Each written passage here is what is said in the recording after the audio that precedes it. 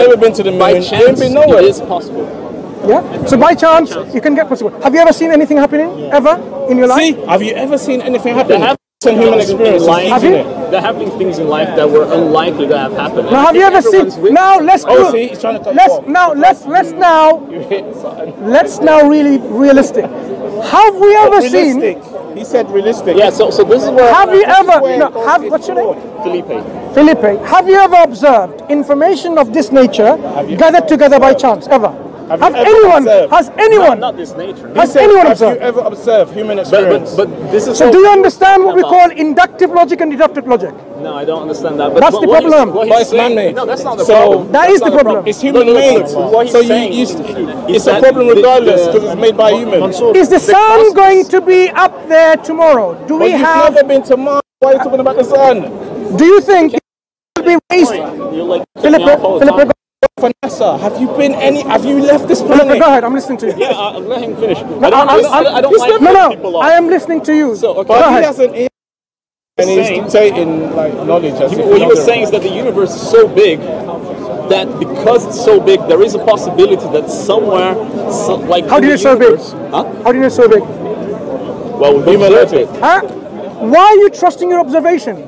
Because your observation is limited. So are you saying there's no universe? So you agree with us? Why are you assuming it's so big? So this is where I want to take the conversation. Why are you agreeing with your observation? Wait. He said.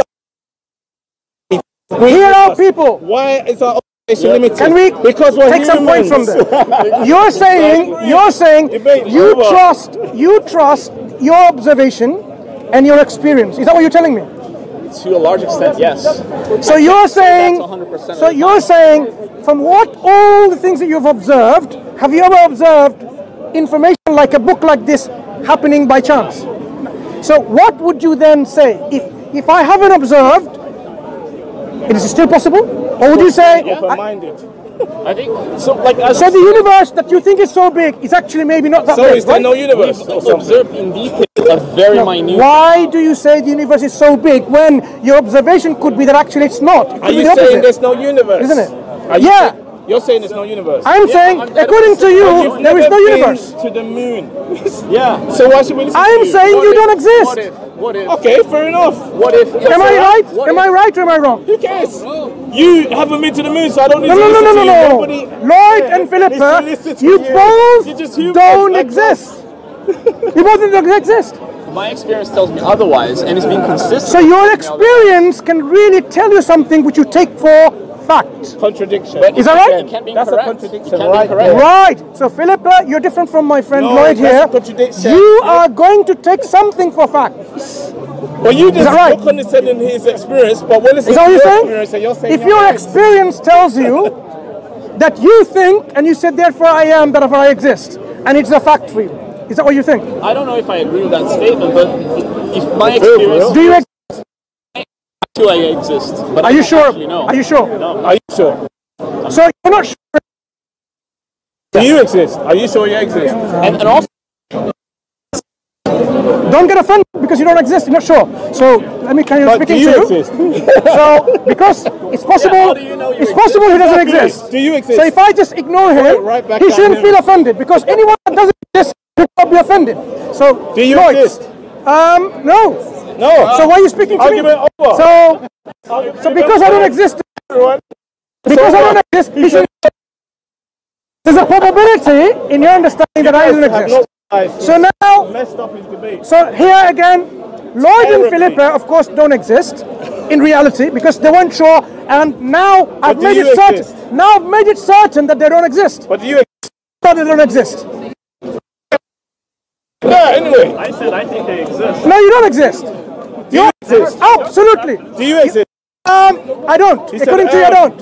So now, here are the summary of this discussion. You exist. When it comes to reality, you won't answer. I've noticed. That's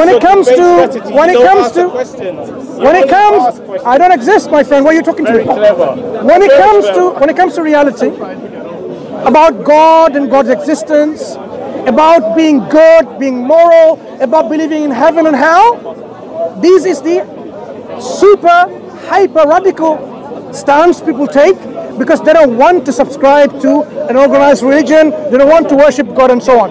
But at the same time, look at what he's wearing. Nice clothes, expensive clothes, expensive. He perhaps, when he goes for looking for a woman, or girlfriend, or wife, he's not going to go for the most not so beautiful. He'll try to go to which is in accordance to his likes and desires, isn't it? He will then be real. He would not say, you know what, it doesn't matter because you don't exist either, right? So when it comes to this mundane life, when he's about to eat, for example, when Philip and Lloyd's going to go to a restaurant and going to eat, they might say, you know what?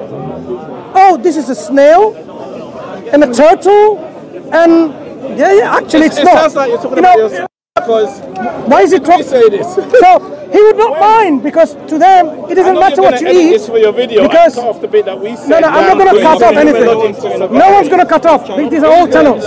Don't cut off.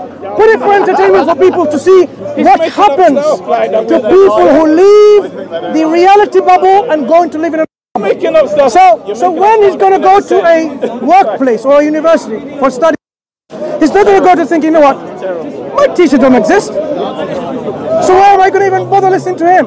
I'll sit there in an auditorium and a lecture which doesn't even exist. Why am I going to even write an exam which is not even an exam, it doesn't exist? So, but he knows if he doesn't do that, he's going to fail the exam.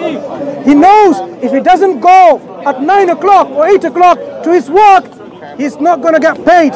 He will work like a slave in that machinery thinking he exists, but when it comes to... That's never been left this planet. Why is he feeling offended? He doesn't exist. He's never been nowhere. I don't even think he's left South So how would you know? How can you confirm? How can I speak to someone who doesn't exist? Truth? Like, so you're basically saying humans are the only one in this universe.